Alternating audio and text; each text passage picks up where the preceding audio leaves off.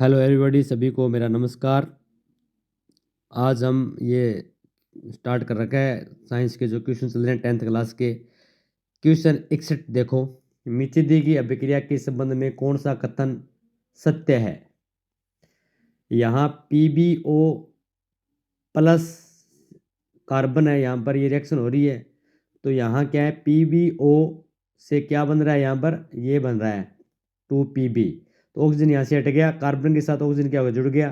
तो यहाँ पर रॉन्ग पूछा है यहाँ पर। तो हमें पता है कार्बन का यहाँ पर क्या ऑक्सीकरण हो गया ना, यहाँ पर कार्बन का ऑक्सीकरण हो गया, carbon being oxide.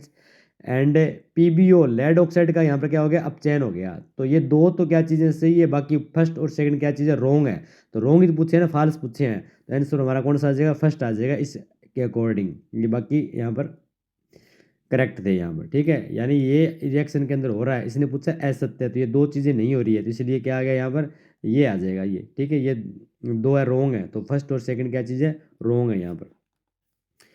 Fe2O3 2A, तो यहाँ पर क्या हो गया Fe, और एल्यूमिनियम की रिएक्शन हो रही है। तो इस एल्यूमिनियम ने Fe को क्या कर दिया, हटा दिया, तो Al2O3 बन गया, Fe बार हो गया यहाँ पर, ठीक है। तो इसमें क्या हो गया, विस्थापन हो गया ना, डिस्प्लेसमेंट, यानी आंसर कौन सा आ जाएगा, विस्थापन अभिक्रिया हो जाएगी। कोई सॉल्यूशन यानी विलयन के पीसे हुए अंडे के पीसे हुए काउच से अभिक्रिया करता है। तो हमें पता है कि अंडे का पीसा हुआ काउच क्या होता है, कैल्शियम कार्बोनेट होता है। अभिक्रिया कर कर एक गैस उत्पन्न करता है जो चूने के पानी को दूधिया उत्पन्न कर देता है, ठीक है। तो आपसे पूछा है कि ये हम HCl के साथ रिएक्शन कराएंगे और फिर हमें क्या होगा, एक CO2 गैस बनेगी, और ये CO2 गैस है वो चूने के पानी के साथ रिएक्ट करके क्या करेगा, कार्बोनेट बना देगा। तो वो आंसर आपका क्या आ जाएगा, HCl आ जाएगा यहाँ पर, ठीक है। वो गैस कौन सी है यहाँ पर, HCl है यहाँ पर। खाना बनाते समय यानी bottom of vessels getting black, यानी वो खाना बनाते समय के बर्तन है वो, जैसे मान लेते हैं ये बर्तन है और इस बर्तन का नीचे से वो ब्लैक रह जाता है, तो भी अच्छी तरीके से वो जला नहीं है, तभी तो है ना भाई, अच्छी तरीके से वो उसमें जला नहीं है, ठीक है। तो आंसर क्या आ जाएगा, बी आ जाएगा, पूरी तरह से वो जला। Fuel is not burning completely. सीधी रेखा में चलने के लिए मस्तिष्क यानी ब्रेन का, यानी हमें क्या करना है, डायरेक्ट सीधा चलना है, मान लो कंट्रोल करना है। हमें पता है ब्रेन, ठीक है, ब्रेन इस प्रकार से होता है। इसको हम क्या कहते हैं, ये हो गया परमस्तिष्क, पहला पार्ट हो गया यहाँ पर, ठीक है। ये हो गया ना ये, ठीक है। उसके नीचे आपको पता है थैलेमस, हाइपोथैलेमस, आगे पिट्यूटरी ग्लैंड पे मध्य मस्तिष्क आ जाएगा, मिड ब्रेन आ जाएगा। फिर यहाँ पर मेडल ऑब्लांगेटा पोन्सिस, पीछे वाला ये भाग नहीं है यहाँ पर क्या, तो ये वाला भाग क्या करता है, हमारी जो मांसपेशियां नहीं है कि हाथ की पैर की, जो भी अपनी मर्जी से जो काम करते हैं वो ये वाला कंट्रोल करता है। तो अब सीधा चलना तो मर्जी से नहीं चलेंगे क्या, तो इसका नाम ही क्या चीज़ है, ये है, ठीक है ना, सेरिबेलम है। तो आंसर कौन सा आ जाएगा, सी आ जाएगा यहाँ पर, ठीक है। सीधी रेखा में मतलब एकदम स्ट्रेट हमें चलना है, साइकिल को स्ट्रेट चलाना है, तब ये आंसर आपका आ जाएगा। कोई सॉल्यूशन यानी विलेन लाल लिटमस को क्या करता है, नीला कर देता है। तो दो नाम याद रखो आप, एक तो नाम याद रखो आप अनिला, ठीक है। अब वो दो नाम याद रखने हैं। ये थोड़ी सी आज गड़बड़ हो रखी है। अनिला नाम याद रखो, अनिला नाम है। अनिला मतलब ऐसे, मतलब एसिड, ऐसे अम्ल, एसिड हो गया, नहीं हो गया। तो एसिड क्या करेगा, नीले को लाल में कन्वर्ट कर देगा। तो एसिड की पीच क्या होती है, 7 से, तो कमी होती है, नहीं होती है। तो एक याद रखो, छालनी, छालना याद रख लो, छालाना, छालनी याद रख लो। तो वो लाल को नीला करता है, यानी क्षार बेस हो गया, नहीं हो गया। तो पीच कितनी होती है, 7 से ज़्यादा होती है, वो क्या होगा, तो 7 से ज़्यादा, तो ये हो गया, नहीं हो गया यहाँ पर। यानी क्या करता है, ग्रोथ को सदमन करना, रोकना, इनवाइट करना, रोकना है उसको, रोकना है इसको। तो उस हार्मोन का नाम क्या हो जाएगा, वो हो जाएगा एब्सिसिक एसिड हो जाएगा, ठीक है। रोक देगा उसको, ज़्यादा लंबाई नहीं होने देगा। तो यानी कोई चीज़ को रोकना। बाकी जो हार्मोन जिबरेलिन भी कोई काम होने देगा, साइटोकाइनिन भी होने देगा, इंसुलिन भी होने देता है, ये क्या करता है, रोकता है, ये तनाव हार्मोन बोलता है। यानी कोई ज़्यादा चीज़ हो रही है, फल ज़्यादा लग रहे हैं, तो इसको छिड़क देगा ना पेड़ पौधों पर, तो वहाँ पर रुक जाएंगे। अगली रिएक्शन है, अगला 68 वाला क्वेश्चन यहाँ पर देखो। तो यहाँ H2Cl2 ये गैस है, जुड़ रहा है भाई, संयोजन अभिक्रिया हो जाएगी। इसमें क्या चीज़ है, कॉम्बिनेशन रिएक्शन है। श्वसन में हम क्या करते हैं कि देखो, हम नाक के द्वारा सांस लेते हैं, ठीक है ना, ऑक्सीजन लेते हैं। ऑक्सीजन कहाँ जाएगी, हमारी सेल में चली जाएगी। कहाँ चली जाएगी, सेल, ये कोशिका है, ये क्या चीज़ है, कोशिका है, ठीक है। तो अब इस कोशिका में क्या चीज़ है, ग्लूकोज है, C6 है, H12O6, ये इसके साथ जुड़ेगी, ठीक है। यानी ऑक्सीजन इसके साथ जुड़ेगी, फिर हमें क्या करेगी, ऊर्जा बनेगी, यहाँ पर हमें ऊर्जा इससे निकालनी होगी। तो पहली बात है, क्योंकि ऑक्सीजन यहाँ पर जुड़ी है, तो श्वसन की अभिक्रिया क्या चीज़ है, ऑक्सीडेशन हो गया ना, ऑक्सीडेशन हो गया। तो साथ में उष्माक्षेपी भी कर सकते हो आप, कोई गलत नहीं है यहाँ पर। एक्जोथर्मिक भी कर सकते हो। उदासीन विलयन का पीएच भाई 7 होता है, कोई बड़ी बात नहीं है। धातुओं को पीट कर, यानी मेटल है उसको हम क्या करते हैं, बीट कर करके पीट पीट सीट में बदल देते हैं, तो उसको हम क्या कहते हैं, तो भाई इसको हम क्या कहते हैं, आघात वर्धनीय, क्या कहते हैं, मेलिबिलिटी कहते हैं। CnH2n+, ये किसका फॉर्मूला है, देखो अब मैं ऑर्गेनिक यानी हाइड्रोकार्बन पढ़ते हैं, उसमें एक तो एल्केन पढ़ते हैं, ठीक है।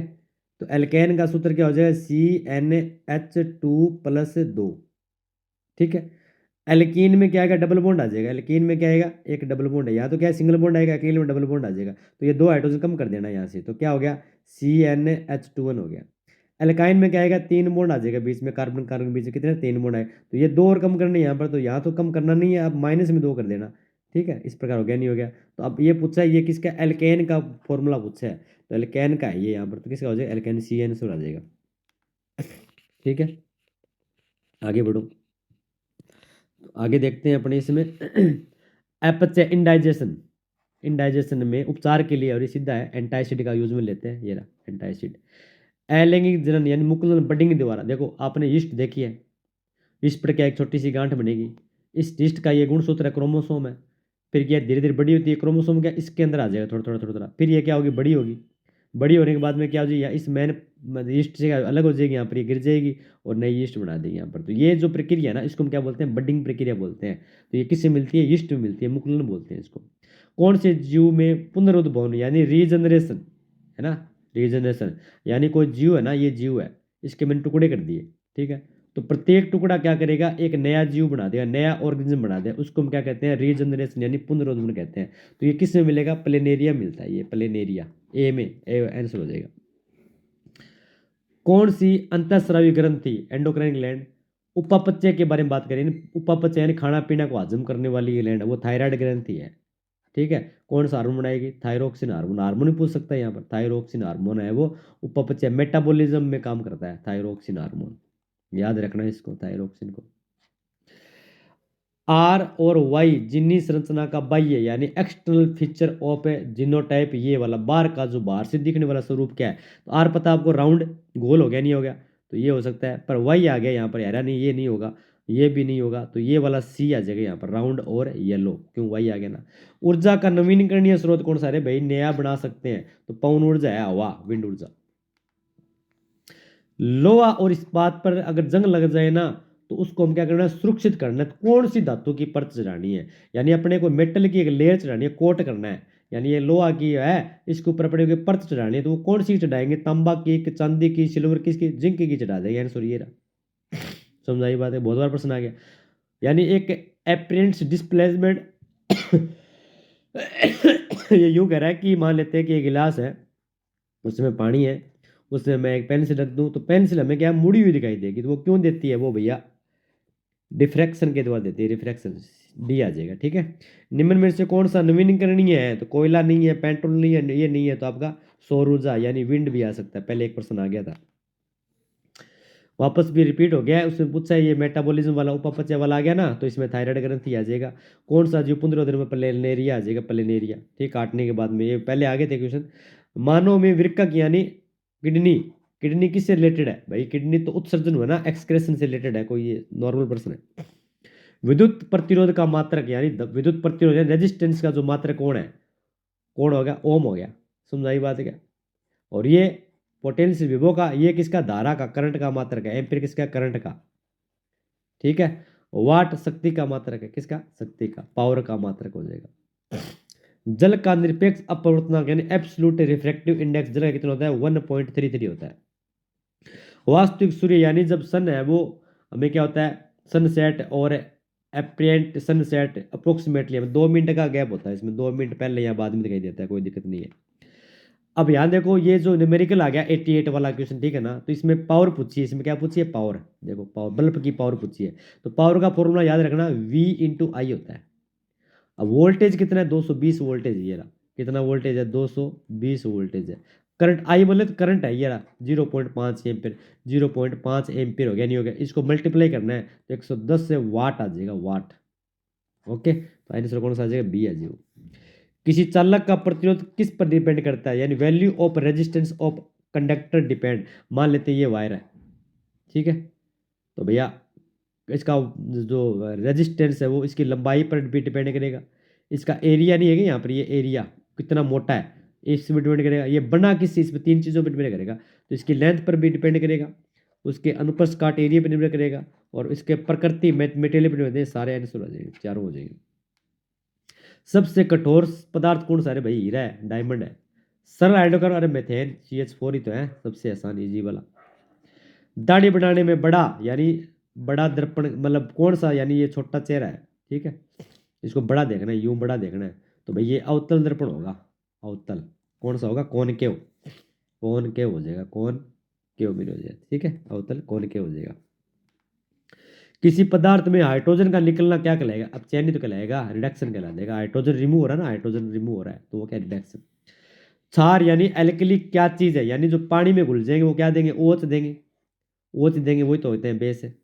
निस्तापन यानी कैल्सिनेशन में CO2 गैस निकलती है। कैल्सिनेशन में क्या होगा? CO2 गैस रिलीज होती है। वह हार्मोन शरीर को आपातकाल यानी क्या करता है? वो इमरजेंसी हार्मोन कौन सा है? एड्रेनलिन हार्मोन इमरजेंसी हार्मोन है। कोई परिनालिका है यानी सोलेनोइड है ये, ठीक है, और इस प्रकार से उसको मैं तार लिपेट दूं यहाँ पर। तो इसमें बीच में पूछा सब जगह इलेक्ट्रिक फील्ड क्या होगा? समान होगा। चुंबकीय क्षेत्र क्या होगा? समान होगा, सब जगह यूनिफॉर्म होगा।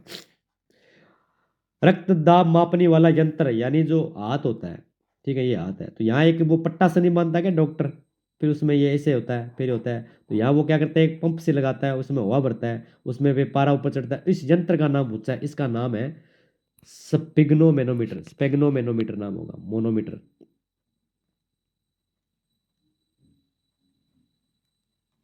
मोनोमीटर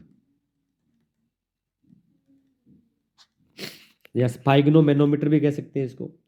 इसका नाम हो जाएगा स्पाइग्नोमेनोमीटर, यहाँ पे स्पेग्नोमेनोमीटर भी कह सकते हैं।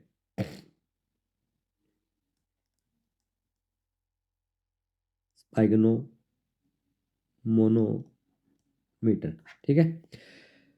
ह्यूमन की सबसे छोटी यानी नर्व सेल की बात कर रहा है, यानी जो क्या होता है हमें पता है, यानी इस प्रकार की संरचना होती है। ये डेंड्रिस्ट हो जाएंगे यहाँ पर, दुर्मार्क्स हिंदी में बोलते हैं। तो उससे पहले एक धागा सा निकलता है, फिर आगे ये होता है। तो इस स्ट्रक्चर का नाम न्यूरॉन बोलते हैं। इसको क्या बोलते हैं? न्यूरॉन। ये हो जाए न्यूरॉन, न्यूरॉन बोलते हैं इसको, ठीक है। माँ के शरीर से भ्रूण यानी जो प्लेसेंटा है, सॉरी वो फिटस है, एम्ब्रियो, वो किस प्रकार से जुड़ा होता है? जैसे देखो मान लो ये महिला है एक प्रेग्नेंट, उसमें अंदर ये बच्चा है, ठीक है, ये बच्चा बेबी है, तो ये माँ के साथ किसके एक स्ट्रक्चर उसके साथ जुड़ा होता है, उसको हम क्या बोलते हैं? प्लेसेंटा। इसको हम क्या बोलते हैं? प्लेसेंटा बोलते हैं, यानी अपरा बोलते हैं इसको, उससे वो भोजन लेता है, ठीक है, प्लेसेंटा या अपरा के द्वारा जुड़ जाता है।